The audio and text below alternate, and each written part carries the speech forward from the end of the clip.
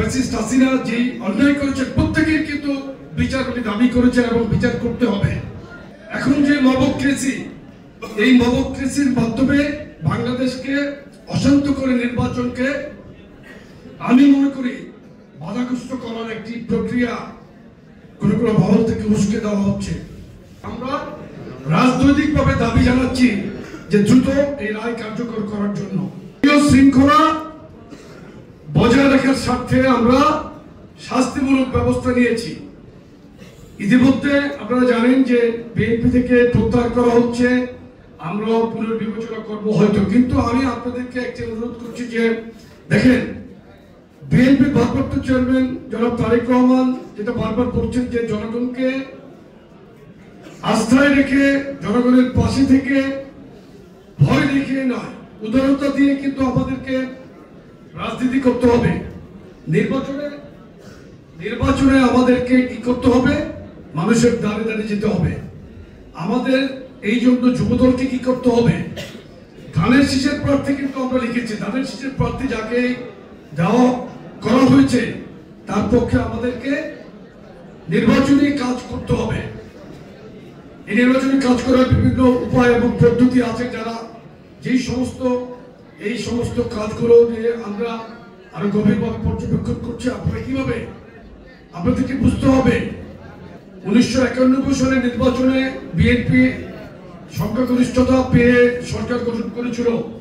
আজকে 2025, 35 বছর পরে আরেকটি নির্বাচনের মুখোমুখি কিন্তু আমরা।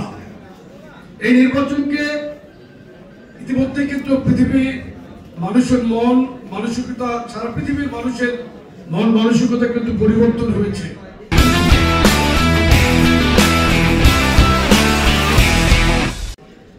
এই অবস্থায় কিন্তু আমাদেরকে নির্বাচনী কৌশলও কিন্তু পরিবর্তন করতে হচ্ছে।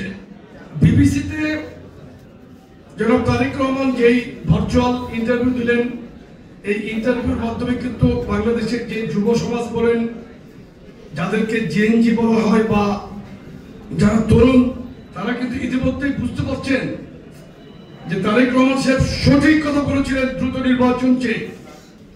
প্রথম যখন বিএনপি নির্বাচন চাইল তখন এই জুলাইয়ের তথাকথিত যারা স্টেক হোল্ডার তারা কিন্তু অনেক সমালোচনা করলো, কিন্তু আজকে বাংলাদেশের জনগণ বুঝতে পারছে যে নির্বাচনটা জরুরি ছিল।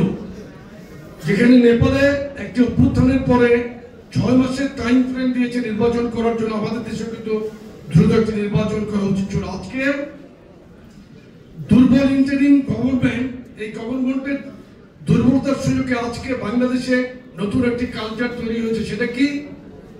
আমরা চেয়েছিলাম ডেমোক্রেসি, এখন পাচ্ছি মবক্রেসি। আমরা সকলেই কিন্তু শেখ হাসিনার বিচার চাই, অন্যায়ের বিচার চাই, শাস্তি দাবি করেছি।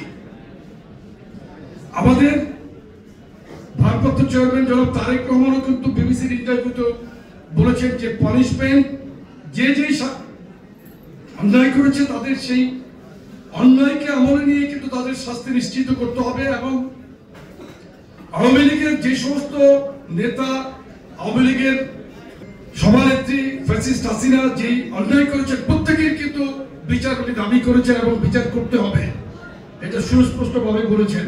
সুতরাং এই যে বিচারের রায় নিয়ে একটি বহল রায় হয়েছে, তার পরবর্তী কার্যক্রম, এই রায়কে বিএনপি কিন্তু রায়কে সাধুবাদ জানিয়েছে এবং স্বাগত জানিয়েছে। এই রায়কে এখন রায়ের মানুষ কি চায়, এটার বাস্তবায়ন চায়।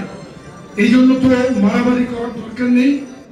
আন্তর্জাতিক যে ক্রাইম ট্রাইব্যুনাল করা হয়েছে তাদের দায়িত্বের মধ্যে এটা পড়ে। আমরা রাজনৈতিকভাবে দাবি জানাচ্ছি যে দ্রুত এই রায় কার্যকর করার জন্য।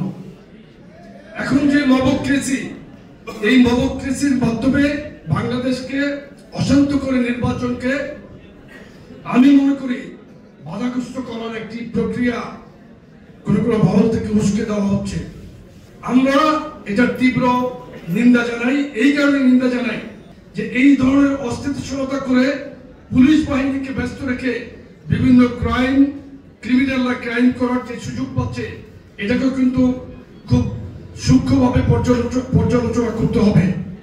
এই জন্য করতে হবে যে পুলিশ যদি বিভিন্ন মবক্রেসি ফেস করতে ব্যস্ত থাকে, তাহলে এই ফাঁকে অন্যান্য ক্রাইমগুলো কিন্তু হচ্ছে।